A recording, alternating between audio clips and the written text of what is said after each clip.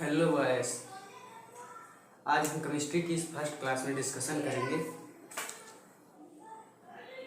First chapter solid state का। 12th class में first chapter है सॉलिड स्टेट का।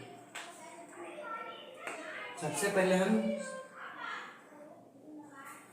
12th की केमिस्ट्री में देखते हैं सिलेबस। What is syllabus? क्या है सिलेबस केमिस्ट्री की? 12th की केमिस्ट्री की सिलेबस में पहला पार्ट है सॉलिड स्टेट। फर्स्ट लेसन है सॉलिड स्टेट। सॉलिड स्टेट में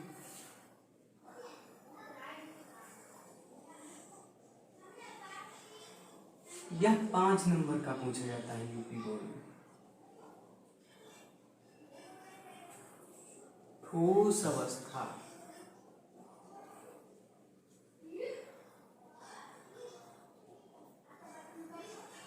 पांच अंक का पूछा जाता है सॉलिड स्टेट, जो हमें आज पढ़ना है।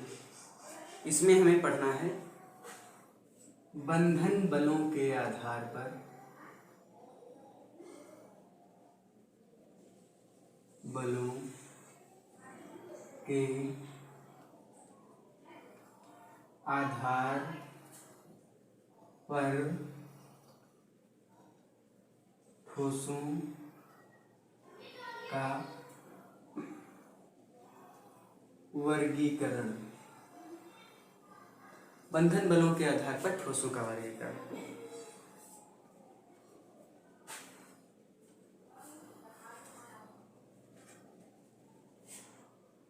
आयनिक ठोस,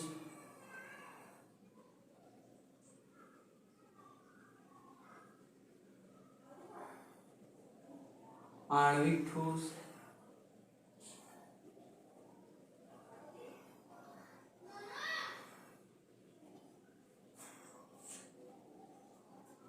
आयनिक ठोस, आणविक ठोस, धात्विक ठोस,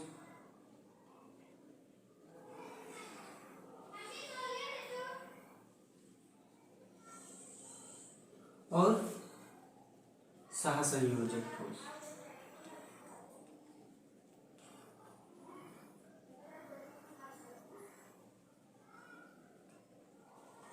सहसंयोजक ठोस, इनका इन्हें पढ़ना है। फिर ये फर्स्ट हो गया। फिर सेकेंड पढ़ना है क्रिस्टलीय ठोस,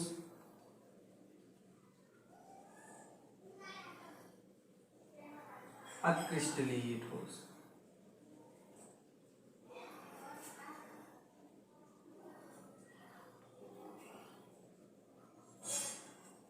क्रिस्टलीय ठोस, अक्रिस्टलीय ठोस। फिर पढ़ना है क्रिस्टलीय ठोस, अक्रिस्टलीय ठोस। इनमें अंतर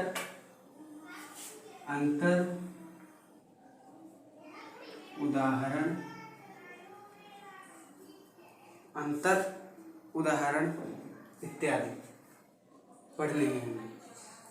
फिर द्विमीय तथा त्रिमीय जालक एवं यूनिट सेल्स। द्विमीय एवं त्रिविमीय जालक व यूनिट सेल इकाई कोशिका। द्विमीय त्रिमीय जालक व यूनिट सेल इकाई कोशिका, इसको पढ़ना है। फिर इतना पढ़ने के बाद हम आ जाएंगे थोड़ा आगे, इसे हटाते हैं।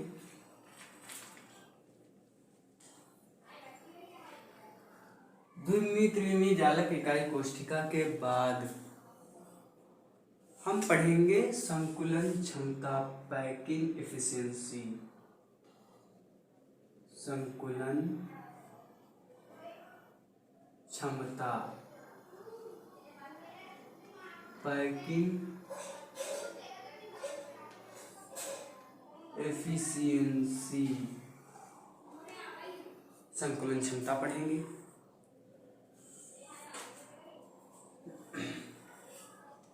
फिर एकक कोष्ठिका में घनत्व का परिकलन। एकक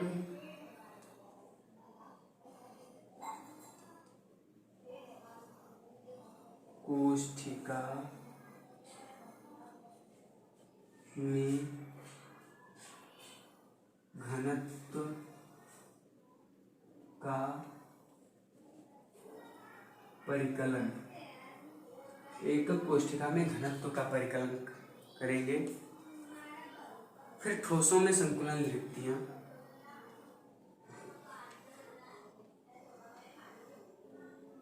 ठोसों में संकुलन रिक्तियां। ठोसों में संकुलन रिक्तियां पढ़ेंगे। फिर घनी कोष्ठिका प्रति एकक कोष्ठिका की संख्या। फिर घनीय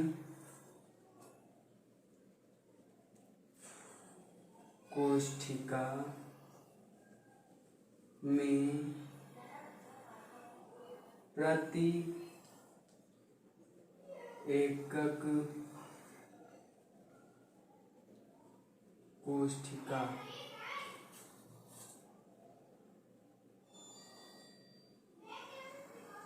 में घनी कोष्ठिका के प्रति एकक कोष्ठिका में परमाणुओं की संख्या। परमाणुओं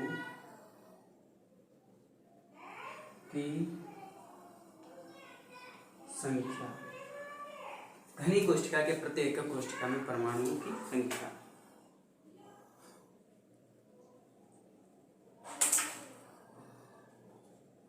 फिर बिंदु दोष, क्रिस्टल डिफेक्ट। बिंदु दोष, क्रिस्टल डिफेक्ट। इतना पढ़ने के बाद हमारे ये 5 नंबर क्लियर होंगे। इतना टोटल तैयार करने के बाद हम टॉपिक टू टॉपिक वाइज इसे तैयार करवाएंगे। सबसे पहले हम स्टार्ट करते हैं व्हाट इज मेटल। सबसे पहले स्टार्ट करते हैं मेटल। द्रव क्या है? द्रव।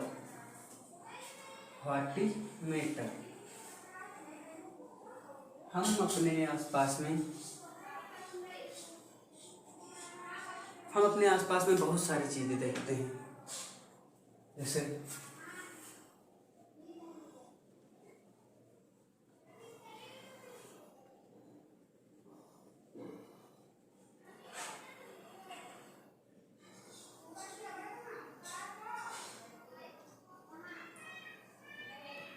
मेज है, कुर्सी है, नदियां हैं, पानी है, सब चीजें देखते हैं। इसमें हमें मेटर क्या होता है इसकी पहचान करनी है। What is matter. मेटर मतलब वह जिसमें अवयवी कण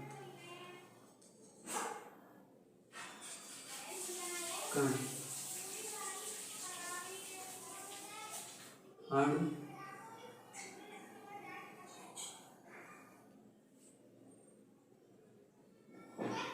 परमाणु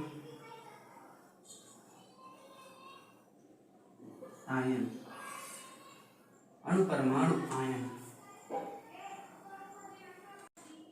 उपस्थित होते हैं।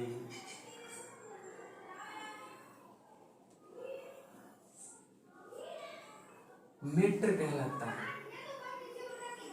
मीटर कहलाता है वह कण जिसमें अवयवी कण अणु परमाणु आयन उपस्थित होते हैं, मीटर कहलाता है। यह 3 प्रकार का होता है।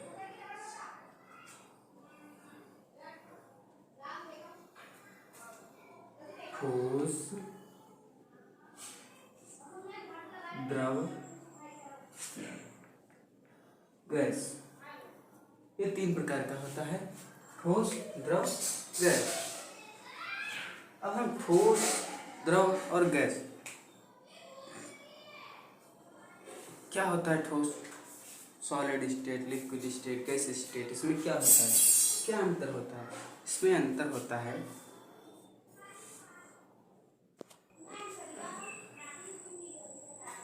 ठोस, द्रव, गैस। ठोस अवस्था के गैस अवस्था, पहले हम गैस अवस्था के अणु देखते हैं। ये एक पॉट है जिसमें एक गैस अवस्था के अणु है।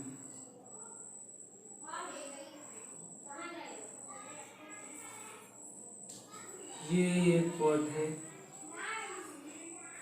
जिसमें ये द्रव अवस्था के अणु है। और ये एक पॉट है जिसमें एक ठोस अवस्था के अणु हैं। इनमें क्या अंतर होता है हम देखते हैं। गैसीय अवस्था के अणु मुक्त अवस्था में कहीं भी जा सकते हैं। इनकी काइनेटिक एनर्जी बहुत अधिक होती है, ये कहीं भी जा सकते हैं, मुक्त अवस्था में घूमा करते हैं। और ये केवल अपने जितना मीटर होता है उसमें ही कहीं भी जा सकते हैं, बाहर मीटर के बाहर नहीं जा सकते। मतलब इनका इंटरस्टिशियल स्पेस ज़्यादा होता है। इंटरस्टिशियल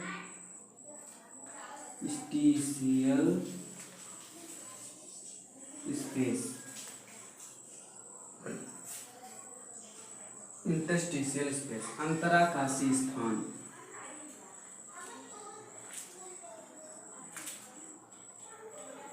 काशी स्थान बहुत ज़्यादा होता है, इनका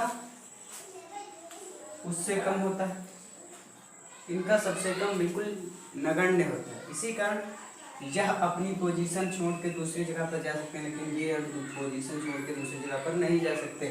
ये अपने ही स्थान पर कंपन करते हैं, कंपन करते रहते हैं एक ही स्थान पर। और गैसीय अवस्था के कण मुक्त अवस्था में होते हैं, जबकि ठोस अवस्था के कण फिक्स्ड पोजीशन पर होते हैं। गैसीय अवस्था के मुक्त अवस्था में होते हैं। मुक्त अवस्था में वो कहीं भी, जैसे यहाँ पे है, कहीं भी जा सकता है, कहीं भी जा सकता है। लेकिन जो मुक्त ये सॉलिड स्टेट के अणु होते हैं, यह अपने फिक्स्ड पोजीशन पर, फिक्स्ड पोजीशन पर स्थित होते हैं, फिक्स्ड पोजीशन पर स्थित होते हैं। और केवल अपने स्थान पर कंपन करते रहते हैं। इसी कारण ये ठोस होता है, इन्हीं अणुओं के कारण यह द्रव होता है, और इन्हीं अणुओं के कारण ये गैस होती है। अपने स्थान पर कंपन करता है, जिसके फलस्वरूप इनका आकार सॉलिड स्टेट। जब यह अपने स्थान पर कंपन करते रहते हैं,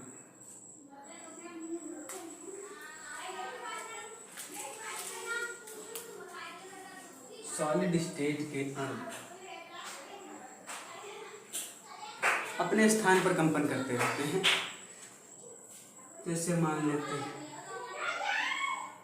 ये सॉलिड स्टेट का पॉट है।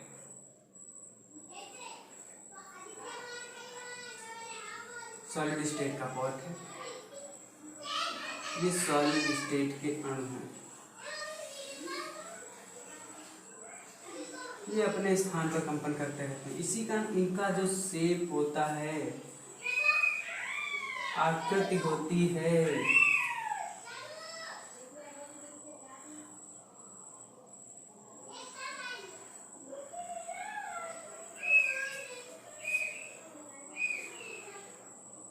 निश्चित होती है।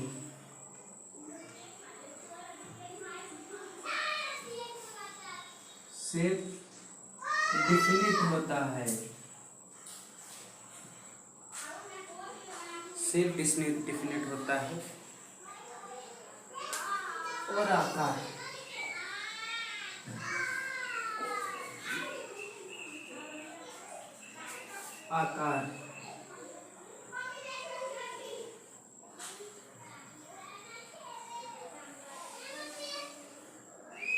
शेप डिफिनिट होता है। आकार, साइज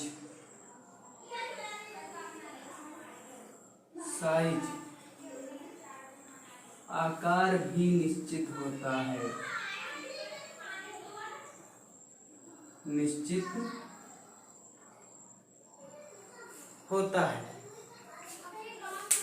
प्रस्तुत एनिमेशन में आप देख सकते हैं आकार एवं आकृति।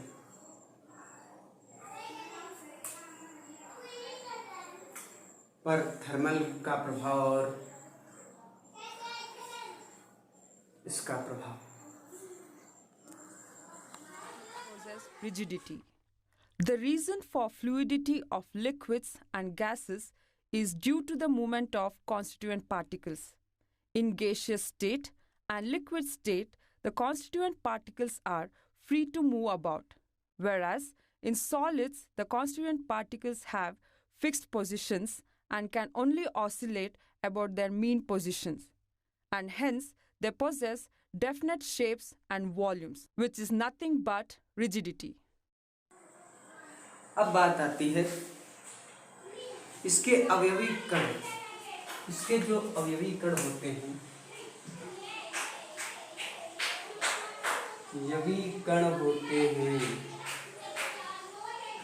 ये आपस में जुड़े क्यों रहते हैं? अणु परमाणु आयन, परमाणु आयन, ये आपस में जुड़े क्यों रहते हैं?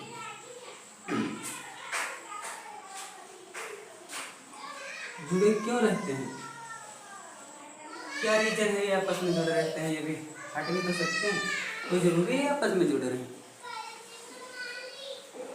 इसके लिए वाह, इस एनिमेशन के माध्यम से आप देखें।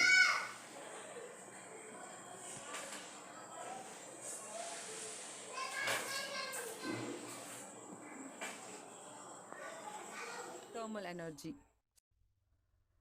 Now let us look into interparticle attractive forces. Interparticle attractive forces are the forces that always tend to keep the constituent particles such as atoms, ions and molecules. अर्थात अवयवी कण, आपस में जो अवयवी कण हैं और परमाणु आयन, इनके ये हैं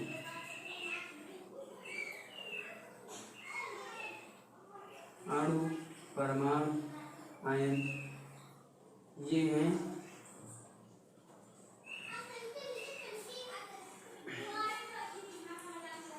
इनके बीच में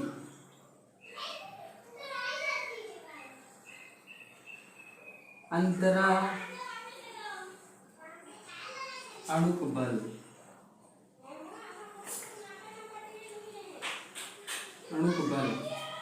intramolecular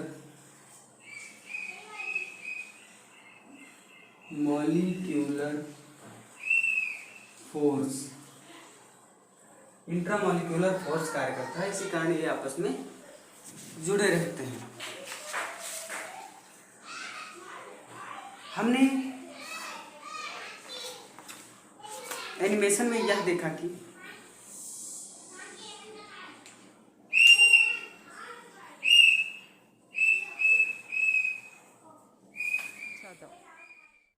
Now, let us understand what is thermal energy. Thermal energy is the energy possessed by the constituent particles due to temperature. This thermal energy makes the constituent particle move freely, and it is directly proportional to temperature. Due to this, as temperature increases, thermal energy also increases, and hence the movement of constituent particle also increases. If interparticle attractive forces are very weak and thermal effects are predominant, then the substances will be in gaseous state. If interparticle attractive forces are slightly more than the effects of thermal energy, then the substances will exist as liquid. At low temperature, the thermal energy is low and intermolecular forces are so strong that the particles come closer, cling to one another, and hence they occupy fixed positions. At this state, the particles are unable to move from their fixed positions but can only oscillate about their mean positions.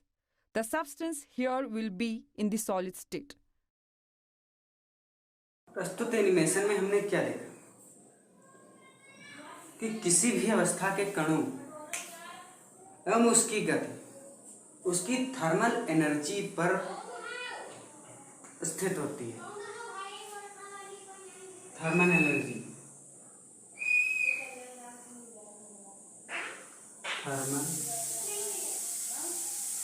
Energy अर्थात ऊष्मीय ऊर्जा किसी भी कण की अवस्था उसकी thermal energy पर निर्धारित करती है। अर्थात गैसियस स्टेट, गैसीय अवस्था, अभी आपने एनिमेशन में देखा कि गैसीय अवस्था में थर्मल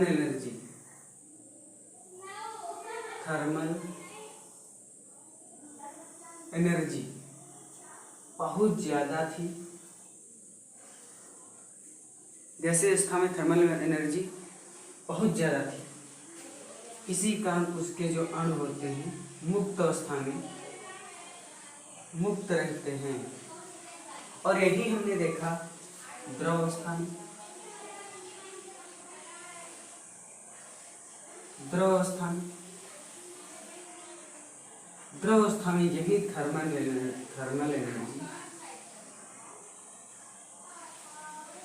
एनर्जी थोड़ा कम थी, तो वह कंटेनर जो था उसके जो उसमें लिक्विड भरा होगा, जो मेटर भरा होगा उसी में थी, और यही थर्मल एनर्जी हम ठोस अवस्था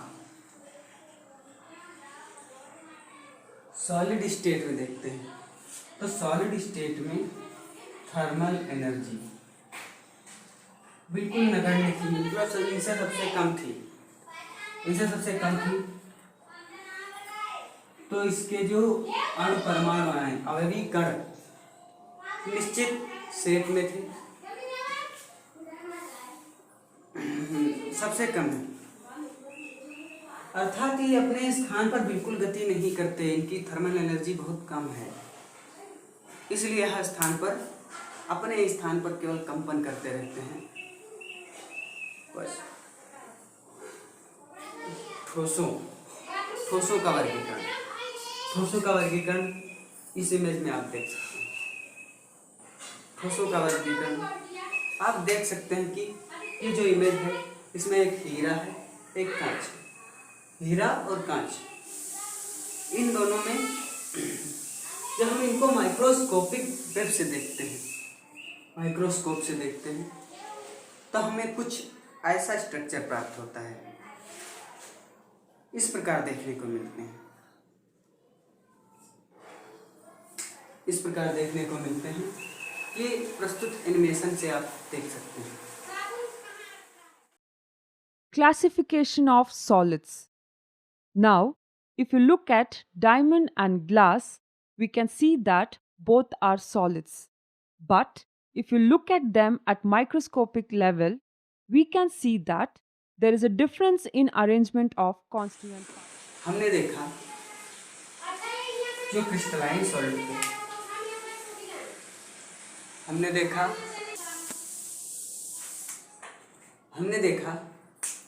जो क्रिस्टलाइन सॉलिड था, मतलब हीरा, उसका हमने जब माइक्रोस्कोपिक वेव से देखा तो उसमें कुछ अरेंजमेंट ऐसे था।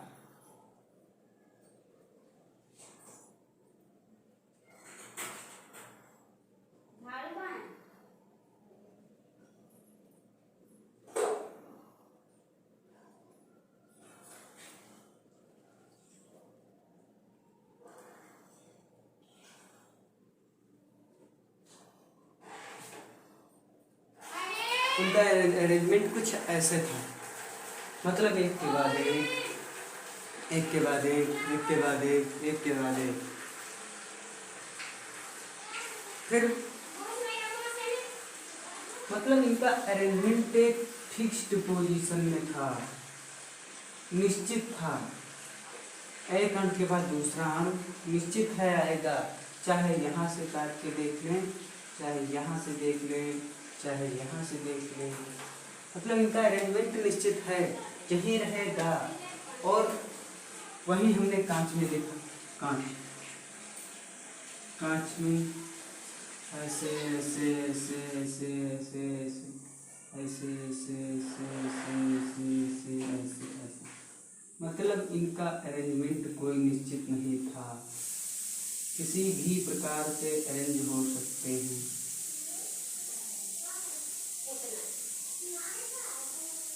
अरेंजमेंट निश्चित नहीं था, मतलब ये निश्चित नहीं है। ये होते हैं crystalline solid,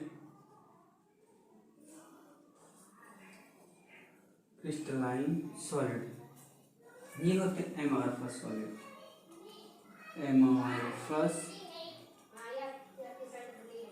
solid, crystalline solid, क्रिस्टलीय ठोस, और एमॉर्फस सॉलिड अक्रिस्टलीय ठोस।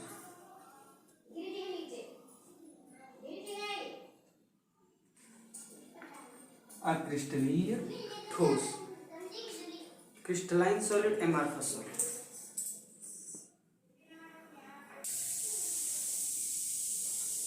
और हाँ, ये दो प्रकार के सॉलिड जो हमें मिले हैं, क्रिस्टलीय ठोस, अक्रिस्टलीय ठोस, ये किनके आधार पर मिले हैं? इनके जो कण हैं, रचक कण, इनको बनाने वाले जो कण हैं, इनके आधार पर मिले। तो अर्थात इससे क्या सिद्ध होता है, इससे हमें क्या पता चलता है? रचक कणों, अर्थात हमें यह पता चला कि रचक कणों के आधार पर ठोस दो प्रकार के होते हैं, क्रिस्टलीय ठोस, अक्रिस्टलीय ठोस। क्रिस्टलीय ठोस क्या होते हैं? क्रिस्टलीय ठोस अभी आपने देखा कि जिनकी रचक इकाई, मतलब उसमें जो रचक इकाई अणु परमाणु आयन,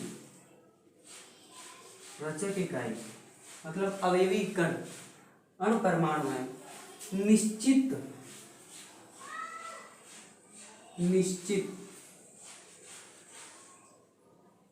या क्रमिक रूप से, निश्चित या क्रमिक रूप से व्यवस्थित रहते हैं, उन्हें क्रिस्टलीय ठोस कहते हैं। जिनके अणु परमाणु आयन निश्चित या क्रमिक रूप से व्यवस्थित रहते हैं, उन्हें क्रिस्टलीय ठोस कहते हैं। और अब हम क्रिस्टलीय ठोस में थोड़ा लार्ज टाइप और क्रिस्टली ठोस के बारे में जानेंगे। अभी हमने देखा क्रिस्टली ठोस वे ठोस हैं जिनके रचक कण अणुपरमाणु हैं, एक निश्चित पोजीशन में व्यवस्थित रहते हैं। हमने इतना देख लिया, निश्चित पोजीशन में व्यवस्थित रहते हैं, क्रिस्टली ठोस कहलाते हैं। अदर इनके लक्षण क्या होते हैं, वो तो परिभाषा हो गई, निश्चित पोजीशन में व्यवस्थित रहते हैं, क्रिस्टली ठोस कहलाते हैं। अब अदर क्या होगी, अदर लक्षण हम पढ़ते हैं जो कि आपको हमारे नोट्स में मिल जाएंगे। हमारे नोट्स हमारे टेलीग्राम चैनल कुमार एडुटेक, जिसका लिंक ये दिया ए लिखा है, आप टेलीग्राम पर जाएंगे। इसके लिए आपको टेलीग्राम एप्लीकेशन डाउनलोड करनी होगी, प्ले स्टोर से आसानी से मिल जाएगी। उस पर आप जाएंगे, सर्च पर टिक करेंगे, सर्च पर कुमार एजुटेक सर्च करेंगे, हमारा चैनल आ जाएगा। चैनल का लोगो कुछ इस प्रकार है, इस प्रकार उसमें जाएंगे, आप ज्वाइन कर लेंगे। ज्वाइन करने के बाद आपको उसमें लेक्चर वाइज जैसे जैसे हमने वीडियो लेक्चर बनाए हैं वैसे वैसे लेक्चर के हिसाब से अलग अलग नोट्स मिल जाएंगे आपको। हमारा टेलीग्राम चैनल लिंक ये है, और इस वीडियो को आप बाकी आप समझदार हैं क्या करना है, ठीक है। हाँ, आप क्रिस्टली ठोस के लक्षण क्या होते हैं, हमने इसकी परिभाषा तो पढ़ ली कि इसकी परिभाषा ये होगी, रचक कण निश्चित रूप से व्यवस्थित होंगे। अब हम इसकी परिभाषा मतलब लक्षण देखते हैं। लक्षण, व्हाट इज द लक्षण पढ़ेंगे हम, क्रिस्टलीय ठोस के लक्षण।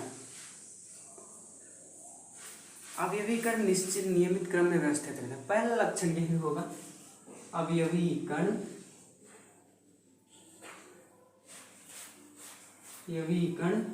नियमित रूप से व्यवस्थित रहते हैं, नियमित रूप से व्यवस्थित रहते हैं।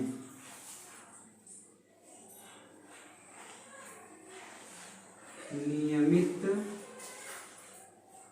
रूप से व्यवस्थित, अवयवी कण नियमित रूप से व्यवस्थित रहते हैं और एक तीक्ष्ण एवं निश्चित गलनांक रखते हैं। तीक्ष्ण एवं निश्चित गलनांक, अब क्या होगा, कैसे पता चलेगा यह तीक्ष्ण और निश्चित गलनांक। दूसरा गुण है ये तीक्ष्ण एवं निश्चित गलनांक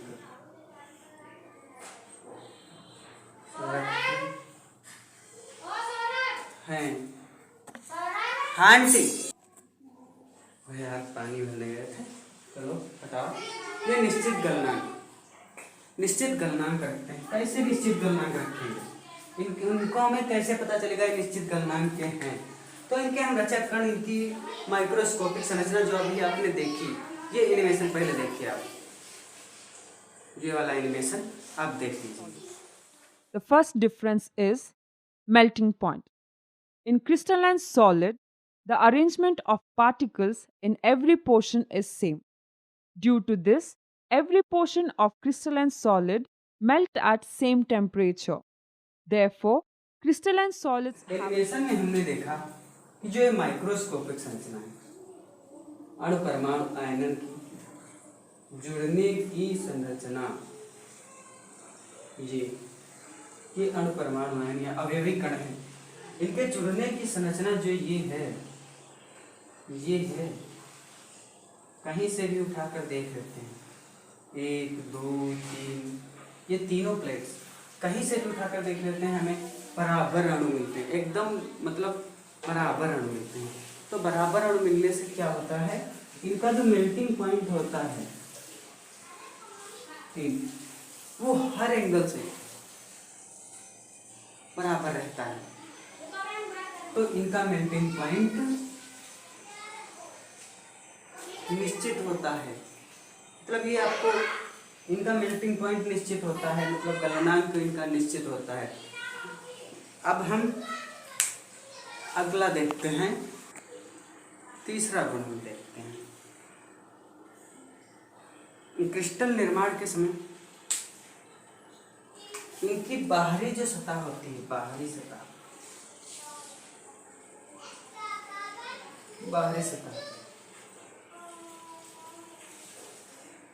वह भी इनकी बाहरी सतह जो होती है वह भी नियमित क्रम दर्शाती है, नियमित क्रम दर्शाती है। क्रिस्टलीय ठोस की बाहरी सतह होती है वह नियमित क्रम दर्शाती है, मतलब आप किसी भी क्रिस्टलीय ठोस है तो उसकी बाहरी लेयर का जो बाहर में उसके अणु परमाणु आयन होंगे उनका भी अध्ययन करके आप इसे बता सकते हैं कि क्रिस्टलीय ठोस है या क्रिस्टलीय अमॉर्फस सॉलिड है, क्रिस्टलाइन सॉलिड है। अब हम तीसरा गुण देखते हैं, चौथा गुण, सॉरी, ये पदार्थ विषमदैशिक होते हैं, ये विषमदैशिक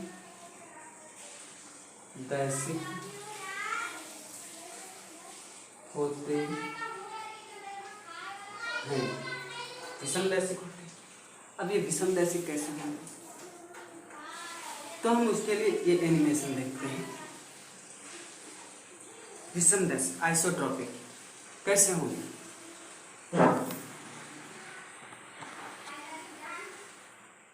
The second difference is anisotropy and isotropy. Crystalline solids are anisotropic in nature. It means that physical properties are not same in all direction. If we consider this particular direction, the particles are all blue. If we consider this direction, we have alternate arrangement of red and blue. Now, if we consider this direction, the arrangement is again alternate, but the distance between them is more. Due to the difference in arrangement of particles in different directions, physical properties such as electrical resistance, हमने देखा कि पदार्थ जब हम इसका वो मतलब संरचना देखें तो इसमें एक अणु बड़ा, एक अणु छोटा, बड़ा, छोटा, छोटा, बड़ा, छोटा, बड़ा, बड़ा, छोटा, बड़ा, छोटा, छोटा, बड़ा, छोटा, बड़ा।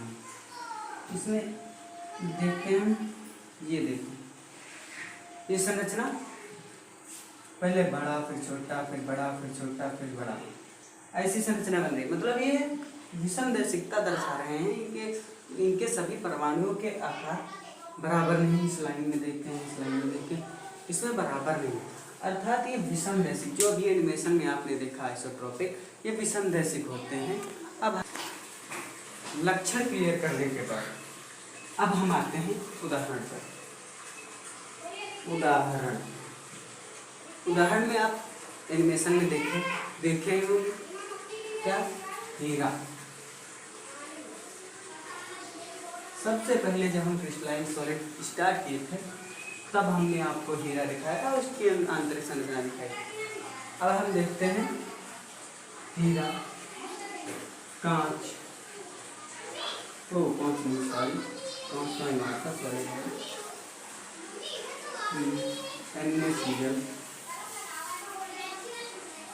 NaCl sodium chloride,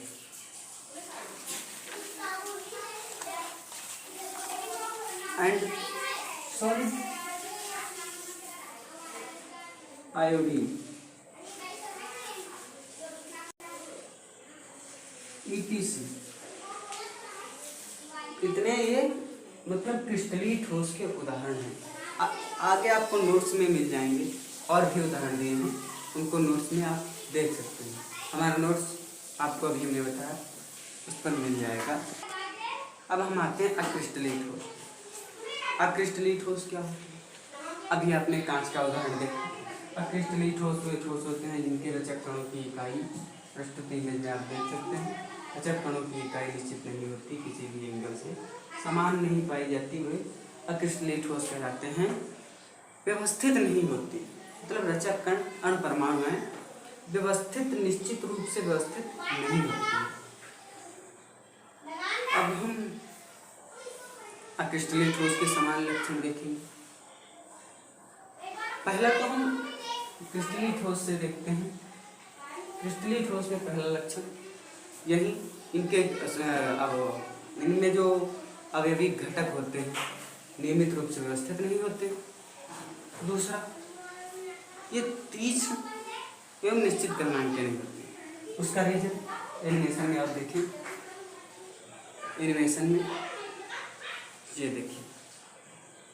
Point.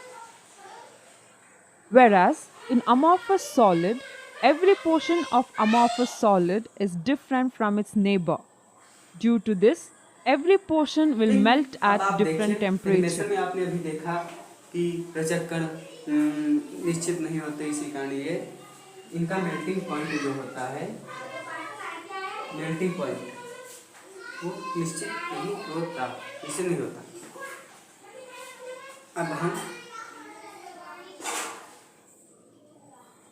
अब जब इनके रचक कण जो होते हैं वो एक स्थान पर नहीं रहते, मतलब पहले मेल्टिंग पॉइंट पर डिस्कशन करते हैं। मेल्टिंग पॉइंट जब इनके ये कण ये कण ये कण ये कण ये कण ये कण ये कण ये कण ये कण ये कण ये कण, अब हम इसमें ये वाली लेयर निकालते हैं, ये वाली लेयर निकालते हैं, ये वाली लेयर निकालते हैं, ये वाली लेयर निकालते हैं।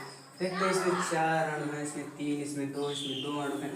तो अगर जब हम इसका देखते हैं, इसका मेल्टिंग पॉइंट कुछ अलग होगा, इसका मेल्टिंग पॉइंट कुछ अलग होगा, इसका अलग होगा, इसका अलग होगा, मतलब इनका मेल्टिंग पॉइंट बराबर नहीं होता है। ये जल्दी पिघल जाएगा, ये थोड़ा देर में, ये उससे देर में, मतलब ये थोड़ा जल्दी, ये जल्दी, ये थोड़ा देर में पिघलेगा। इसमें 4 अणु, मतलब इनका मेल्टिंग पॉइंट जो होता है वो निश्चित नहीं होता है, कुछ रेंज तक होता है, निश्चित नहीं होता। इसी कारण इनका मेल्टिंग पॉइंट निश्चित नहीं होता है।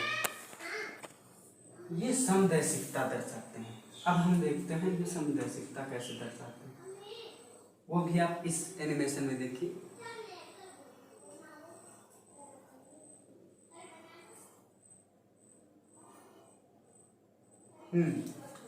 हमने देखा कि ये रचक कण है, ये रचक कण है, पूरा निकाल देते हैं।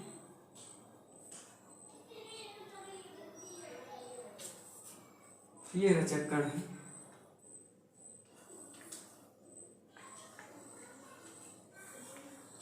इनमें ये लेयर हमने देखी, ये देखिए, ये देखिए, इसमें जो हमें रचक कण मिलते हैं वो बराबर मिलते हैं, 1 to 1, देखो मिल रहे हैं, अर्थात इनके रचक कण निश्चित होते हैं, मतलब एक नियमित रूप से मिलते हैं। इसी कारण ये समदैशिकता दर्शाते हैं।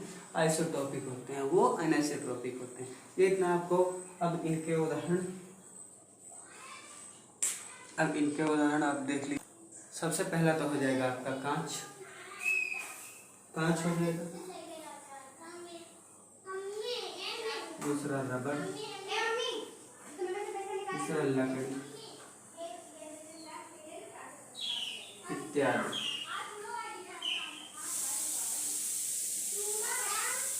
कांच, रबड़, लकड़ी इत्यादि।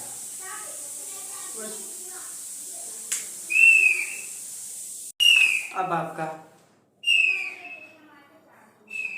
ये केमिस्ट्री सॉलिड स्टेट का फर्स्ट लेक्चर आपका क्लियर हो चुका है। अब हम कल मिलते हैं आपसे। एक बात आपको कहना जरूर था